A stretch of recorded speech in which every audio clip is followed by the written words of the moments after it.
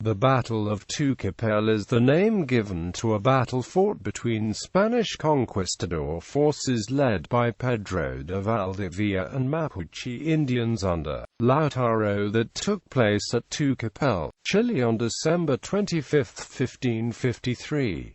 This battle happened in the context of the first stage of the Arauco War, named the Offensive War, within a larger uprising by Araucanians against the Spanish conquest of Chile. It was a defeat for the Spaniards, resulting in the capture and eventual death of Valdivia. Background: the Arauco War was a large-scale war that took place in what is now Chilean territory between Spanish conquerors and Mapuches. Pedro de Valdivia was the Spanish conqueror who founded the first cities in Chilean territory. Around 1550, he took a Mapuche man who had offered his services as his servant.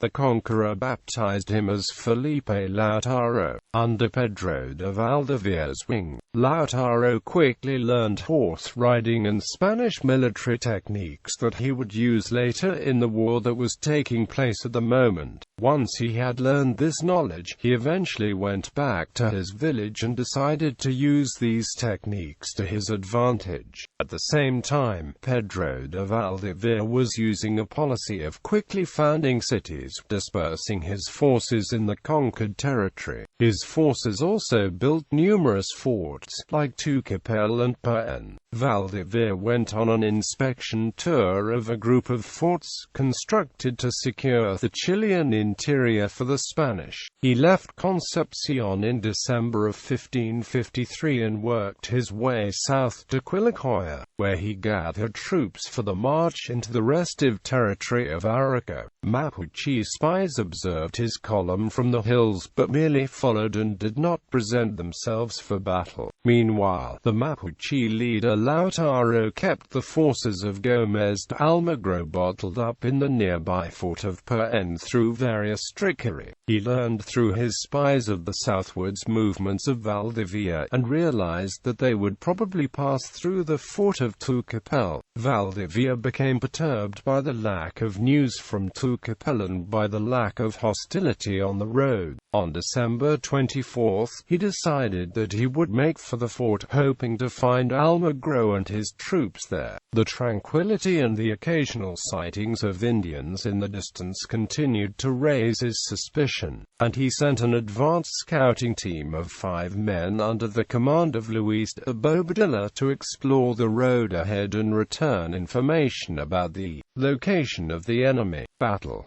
Tucapel Fort was located on a hill in the coastal mountain range. In December 1553, Mapuche forces, under the command of the Vice-Toqui Lautaro, attacked and destroyed the fort using the battle tactics learned from the Spanish. Pedro de Valdivia had left Concepcion with only 50 soldiers and sent a message to Paen Fort to send reinforcements. The message, however, was intercepted by Lautaro's men. Valdivia received no reports from his leading element and spent the night a half-day's journey from Tucapel. On Christmas Day, December 25, 1553, he left early in the morning for the fort, arriving in its vicinity with silence reigning. He found it completely destroyed.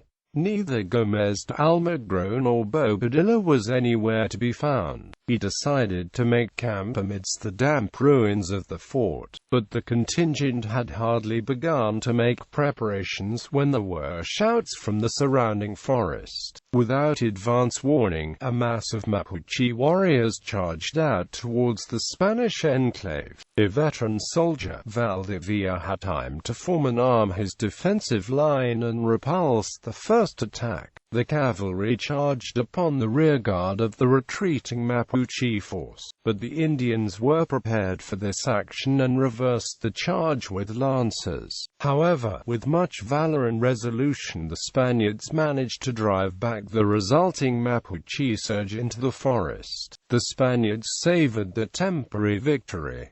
There was still more to come. However, a second squadron of Mapuches attacked, this time armed with maces and ropes as well as lances, with which they succeeded in dismounting the unfortunate Spanish caballeros, whom they quickly dragged out of the battlefield once they were on the ground. The Spanish managed to drive them back, but not without leaving many fallen. Then a third group of Mapuches appeared, this time with Lautaro behind it. Valdivia, aware of the desperate situation due to the Spanish losses and fatigue, gathered together his available men and threw himself into the bitter fight. Already half of the Spanish forces were casualties and the Indian auxiliaries were steadily being reduced. Valdivia, seeing that the fight was lost, ordered the retreat, but Lautaro himself came around the flank and sealed the Spanish fate. The Indians felled every one of the Spaniards, and only Valdivia and the cleric Pozo, who rode the best horses, were able to escape.